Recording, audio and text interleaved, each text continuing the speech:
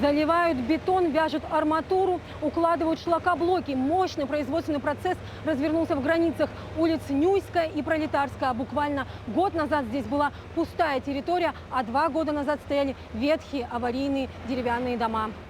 Именно на этом месте ленчане встречали главу республики 4 года назад, задавая волнующие их вопросы по программе переселения, испытывая неизвестность перед будущим. Сегодня же они – это почти 4000 жителей новостроек. А Ленск приобрел облик современного города благодаря личному контролю Айсена Николаева всех этапов реализации программы переселения и успешного взаимодействия с органами местной власти и основным застройщиком. Ленск лидирует по объемам расселяемого аварийного жилфонда и темпам строительства.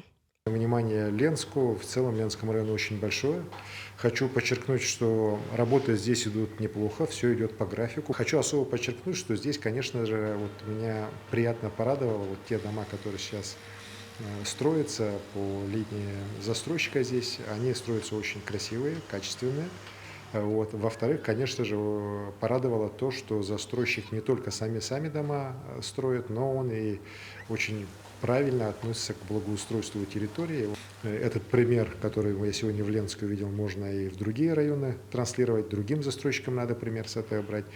В ходе своей рабочей поездки в Ленск Илдархан посетил и газораспределительную станцию, которая соединит магистральный газопровод «Сила Сибири» и межпоселковый газопровод. Сегодня был сварен первый стык. В скором времени в рамках восточной газовой программы компания «Газпром Трансгаз-Томск» осуществит газификацию сел Бичинча и Мурья. Программа, которая сегодня началась реализовываться здесь, в Ленском районе, она очень важна. Она реализуется не столько даже в рамках социальной дегазификации, она реализуется в рамках того соглашения, которое мы с Алексеем Борисовичем Миллером, председателем правления «Газпрома», подписали в 2020 году, где было заложено, что «Газпром» возьмет на себя обязательства по газификации населенных пунктов, которые прилегают к «Силе Сибири». И в рамках него сегодня уже много поселков и в Ленском, и в Алекминском, в Алданском, в Нюрнбергском районах будут газифицированы в ближайшие годы. Далее Айсен Николаев провел совещание с нефтегазодобывающими компаниями, побывал на строящихся объектах, таких как детская школа искусств, овощехранилище, осмотрел городской парк и рассказал, какие пространства будут еще благоустроены в Ленске.